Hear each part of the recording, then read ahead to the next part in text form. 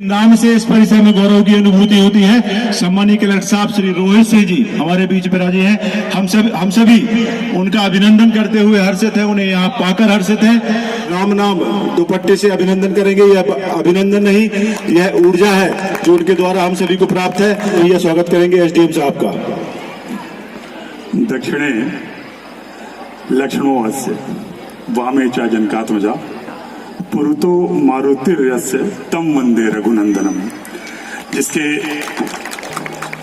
जो विग्रह हमारे इस राम मंदिर में स्थापित है, कि जिनके दक्षिण और दाहिने हाथ में भाई लक्ष्मण जी हैं, बाएं हाथ में जगत जननी जनक सुता जानकी हैं, और पुरुतो मारुतिर्यस्य, और जहां इनके सामने हनुमान जी विराजे हों, ऐसे श्री रघुनंदन को मैं प्रणाम करता हूं।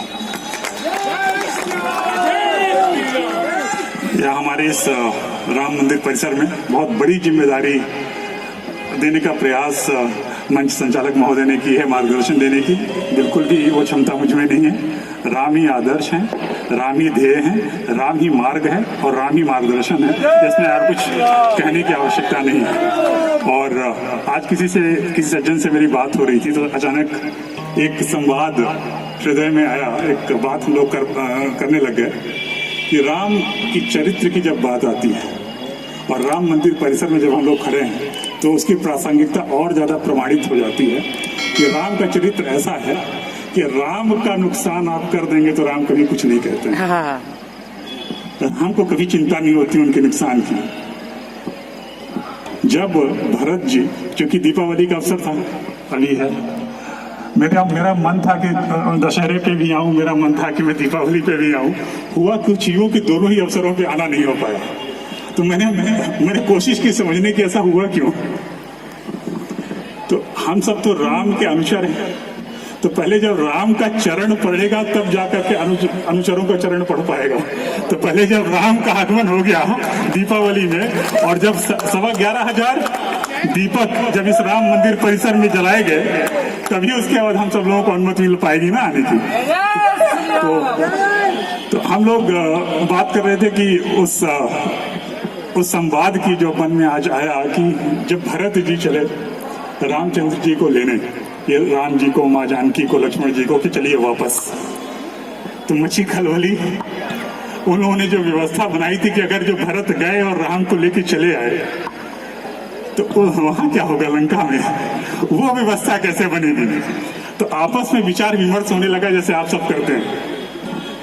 तो इंद्र जी ने सुझाव दिया कि राम तो मर्यादा पुरुषोत्तम है, राम तो साक्षात विष्णु है, उनको रोकना संभव नहीं है। बेहतर है भरत जी को पकड़ा जाए, बेहतर है भरत जी को रोक लिया जाए, तो सब कुछ मामला रुक जाएगा। संभवतः बृहस्पति जी थे, वो गुरु हैं देवताओं के, उन्होंने समझाया कि इंद्र जी या सुरेश, आप सब करना, ये मत करना, क्योंकि आप जानते नहीं कि भरत चीज क्या है।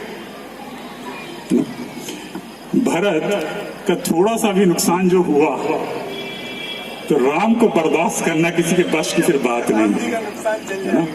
कि भरत वो शख्सियत है कि भरत सरिस को राम स्नेही, जग जप राम, राम जप जेहि।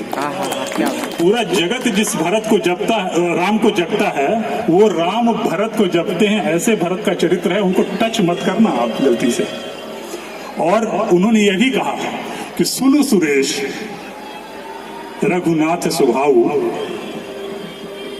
निज अपराध रिसाय न काऊ। मैं राम के चरित्र को बताता हूं सुरेश यानी इंद्र, कि रघुनाथ के स्वभाव को आप जान लीजिए कि अपने उनका नुकसान करोगे तो कभी उनको रिस नहीं आएगी, कभी उनको गुस्सा नहीं आएगी।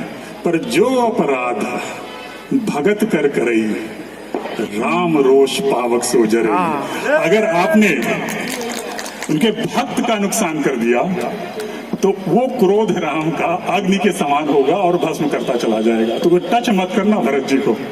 ये ऐसे राम है कि, और फिर उसमें कहते हैं कि लोकव वेद विदित इतिहासा, यह महिमा जाने ही दुर्वासा। और वो ये कहते हैं कि यही नहीं, लोगों को वेद भी कहते हैं, इतिहास को भी विदित है, और यह महिमा दुर्वासा ऋषि भी जानते हैं। दुर्वासा जी की हम लोग जानते हैं कि बहुत क्रोधी स्वभाव के रहे हैं और आते हुए हमेशा क्लाइमेक्स पे ही रहे हैं। जब द्रौपदी जी ने खाना खा लिया तभी वो आए, भगवान कृष्ण को हस्तक्षेप करना पड़ा, व्यवस्था बनानी पड़ी। ऐसे महाराज अम्बरीश भगवान के भक्त थे, और जब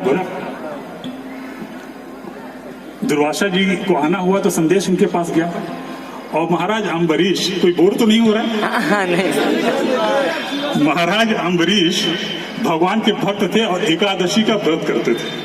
तो जब एकादशी का वो व्रत करते थे तो व्रत के नियम होते हैं, और अगर नियम टूटा तो व्रत भी टूटा। तो उसमें ये व्यवस्था थी कि शाम को आपको व्रत तोड़ना है इन व्यवस्थाओं के अंतर्गत।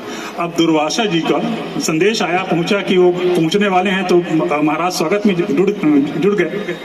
लेकिन जैसे कहते हैं कि अगर महर्षि दुर्वासा अगर आने में लेट हो गए तो उनसे कौन पूछे कि क्यों लेट हुआ?